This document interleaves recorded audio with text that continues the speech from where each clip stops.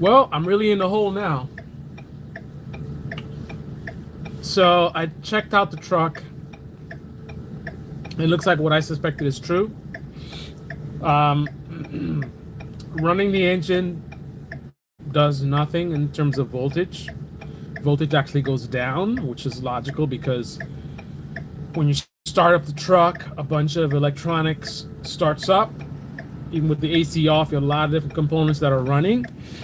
Um, like your anti-lock brake systems and all kinds of things. Those are all draining power, which shouldn't matter if your alternator works because the alternator provides a higher voltage, 13 or 14 volts, to charge your battery and also to power all the systems while you're driving. While you're driving around, all your radio, everything, all the electronics, getting that power from the alternator.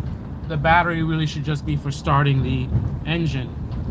So when you start the engine and the battery's going down, the voltage goes down, that's telling you that it's not necessarily that the alternator is not working at all, but it would mean at least that whatever voltage the alternator might be producing is not enough to compensate for the drain, right?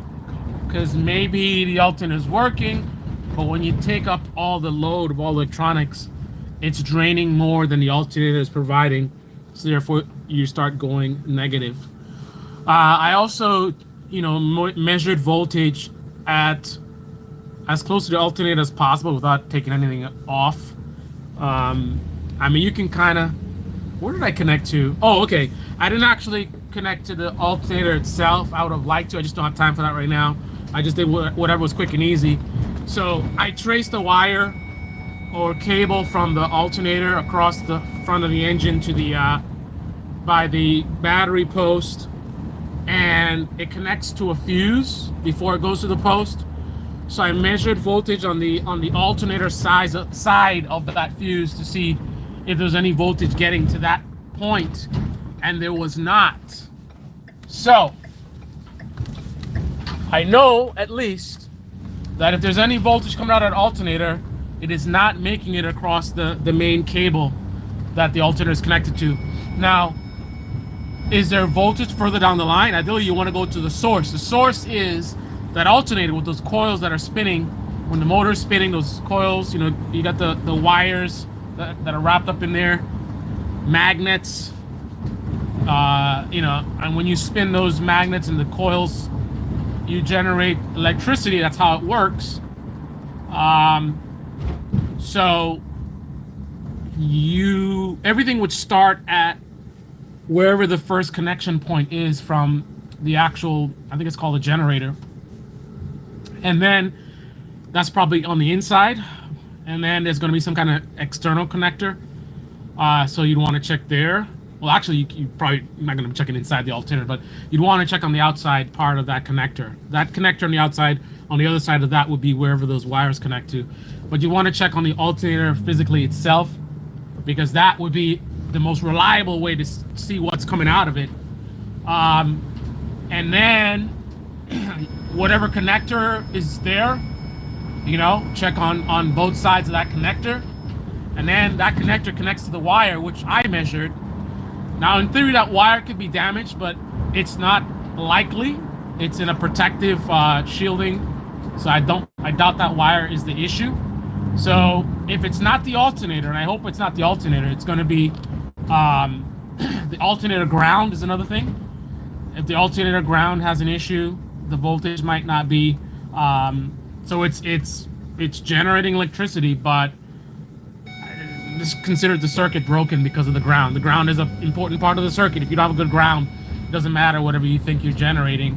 So it could be a bad ground, could be a bad connector.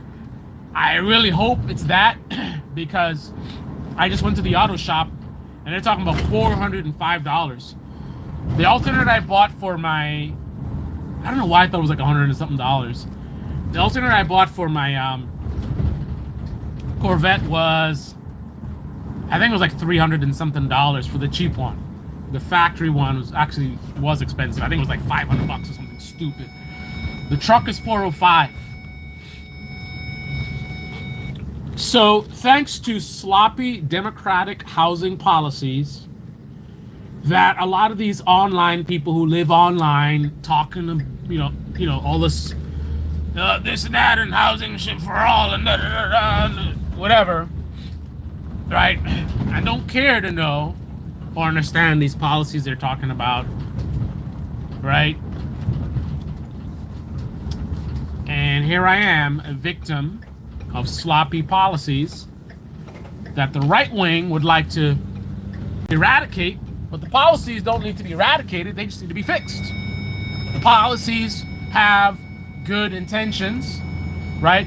Housing insecurity is a big issue, it should be addressed, and many people were helped by these policies, but there are also many people that were destroyed by these policies, and I am one of them.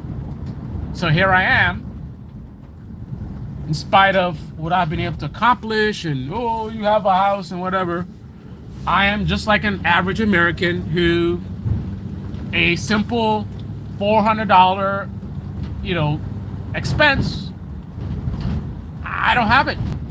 I'm already in the negative. I don't have enough as it is, right? My expenses exceed my income at this point because of the debt that I've got myself into trying to survive under these ridiculous democratic policies with good intentions but sloppy execution, and the only people critiquing them are bad faith actors from the right, so it's a two to tango thing as usual.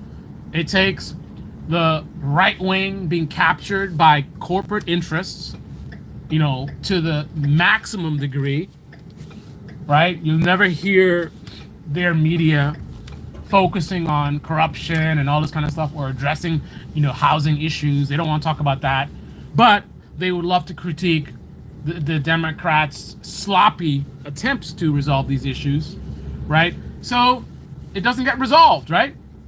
If you're on the left, you think that any of these policies get passed, great progress, oh, this is great, and we're doing good things, unlike those right-wingers, right? You'll never get to hear about the problems.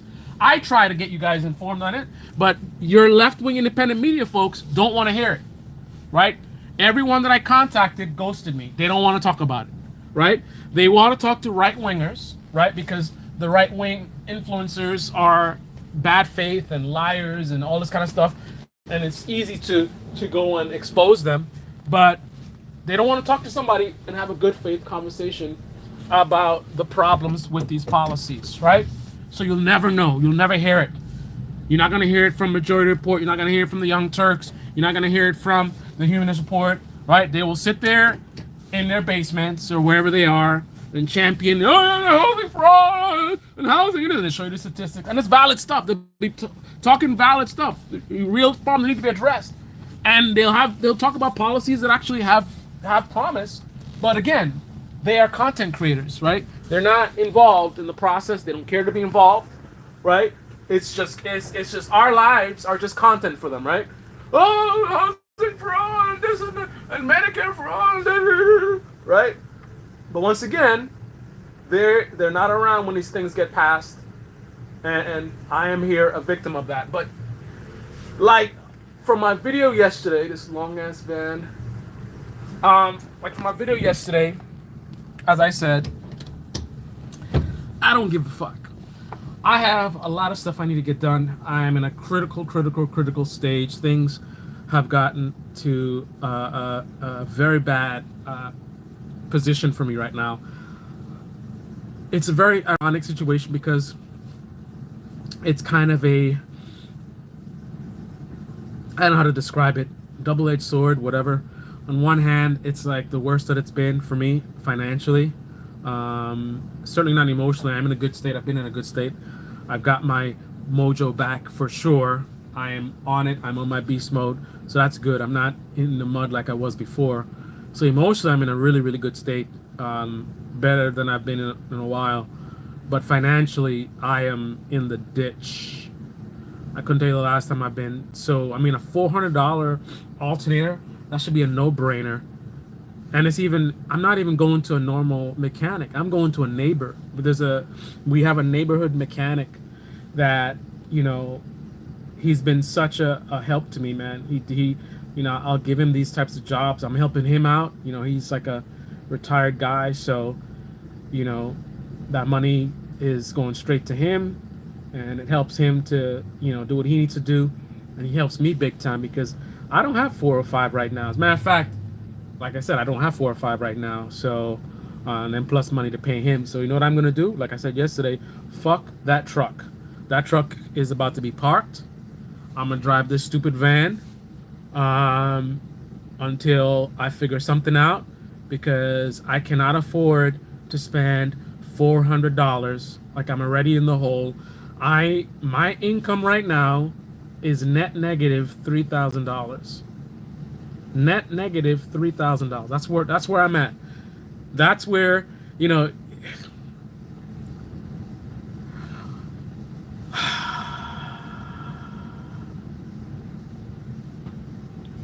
if not for democratic policies,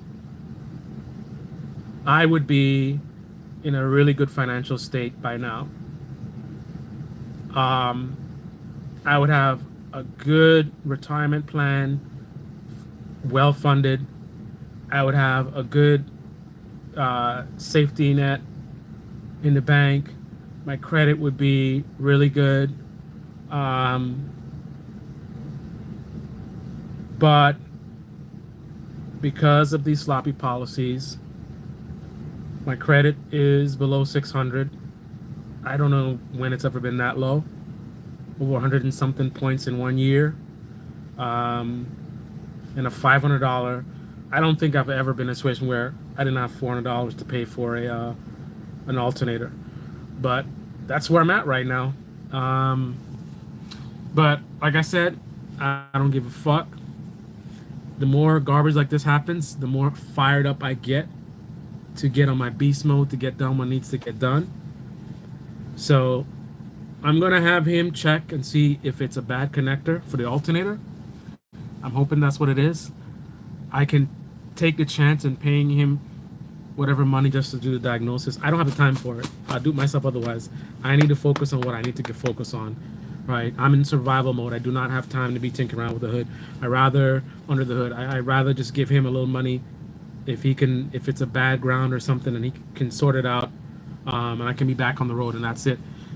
But if he finds out that for sure it's the alternator, that's it. I'll say thank you, give him a little money just for his time, and I'm gonna park that truck. I'm gonna drive this van. It is what it is. Maybe I'll start saving up, I guess. I'll start saving up. Yeah, start saving up for the alternator. And how many people around the country, this is what they're doing. Saving up for a doctor visit. Saving up for an alternator. Saving up for, you know, to pay the rent that's due, overdue. How many people are living like that right now?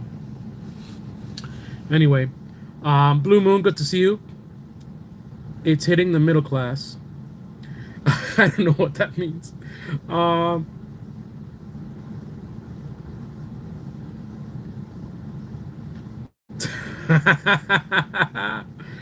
For review, as I'm getting people trolling me. This nigga look like he touches. Okay, man. Young T. Death Uchicha says hello. Andrew Denver says YouTube God is upset at something. Do you have a multimeter to check current outputs? Yeah, I checked, but I checked at the other end of the wire that comes from the alternator. I didn't check out the actual alternator itself. And I gotta convince this guy because he's a good guy. He's really helped me out. I needed to do a radiator flush. He took care of that for me. I think it was like $75 plus the cost of the fluid. You know, so he's been a big help. So I try to. It's a little thin line because he's older, much older. So he doesn't exactly go by the books sometimes. So it's a little tricky. Like for example, right now, he's kind of adamant that the computer reading is what's good. but I know better, and I confirmed it. I'm like, that doesn't make any sense to me. Then I said, I'm listening to him like, oh, maybe there's a sensor on the alternator. Maybe that's why. Because I'm like, isn't the computer reading from the battery and not from the alternator? Then I was like, oh, maybe there's a sensor there. Because he's like, no, no, no, no, no. But even though that is possible, it's very likely that's not what it's doing. It's probably reading the voltage from the battery. The way it would work is the battery would read like 12 volts, 12.7, right? When the alternator runs, it sends voltage to the battery, which would be like 13 or 14. So the voltage at the battery will rise to 13 or 14, right? So even though you're measuring the battery or the voltage at the battery, you're kind of measuring the alternator, because the only reason for the battery voltage to go up is if the alternator is charging it, right? So if you see a rise in voltage at the battery, then that says, okay, you have an alternator. However, if you're only relying on the reading of the computer, which is therefore at the battery, then you're not going to see a bad ground for the alternator. So in other words, the alternator could be pushing out 14 volts. The 14 volts could be stuck at the alternator because of the ground, because of the connector, right? So the alternator is good, connector's bad. But the computer is going to say alternator bad because it's going to show no voltage rise at the battery. But the reason there's no voltage rise at the battery is not because the alternator is not working, it's because the alternator is not able to deliver the power because of the path, right? You have the power at the alternator, it needs to get to the battery, right? If it can't get to the battery, then you're not going to see the voltage. So I'm going to try to, you know, I don't want to be too argumentative with him, but this is a big deal. I can't afford to just go switch an alternator unless I need to. So 100%, we have to verify the voltage at the alternator. And if it's confirmed that there's nothing there, then that's it. I park the truck until I get the money, and then I flip it. Otherwise, if the voltage is there, then that'll be easy, cheap fix, you know, address rust or whatever it is. Anyway, I gotta get going. Thanks for watching. Good to see you, Ciro. Hope you changed the thermostat when you did that coolant flush. Cheap part, but when they go, they do big damage. We did not. We just changed the fluid, so I hope that's not an issue. Normally, that's not stuff I have to worry about or think about. Unfortunately, now I'm in that position that many people are in, where, you know, a flat tire is a big deal. A dead alternator is a big deal. You know, if I have a small fender bender, I'm gonna be driving around with a dented something for a while, right? And that's the experience of a lot of Americans in this country, right? Anyway, I gotta get going. I gotta get on my grind. So let me try to talk to this guy, see if he can check the voltage the proper way, and then figure this out or get the hell out of here, park that truck and move on. I'm not gonna let this pull me down. I'm just gonna let it fuel me even more. Just build up that rage, that frustration, and use that to just go even more beast mode. I'm already in beast mode, right? I've been in beast mode. This is just gonna be more fuel for the fire, right? That's all this is. This is more fuel for the fire, and fire is what I need right now, and fire is what I'm on. All right, guys. No official lifespan on thermostats, can last 5 years or 30 years. No way of knowing. This is a 93,000 mile truck, so that could be the original alternator, which is maybe why it died. It definitely was going to be due for a coolant flush soon. I think it's every 100,000 miles, so that made sense. Anyway, I gotta go. Good to see you, Andrew, man. Hope you're doing good. Until next time, this is the Baby Channel. Type in the comment section below. Click on the like button, subscribe, smash that bell. Be well. Boom.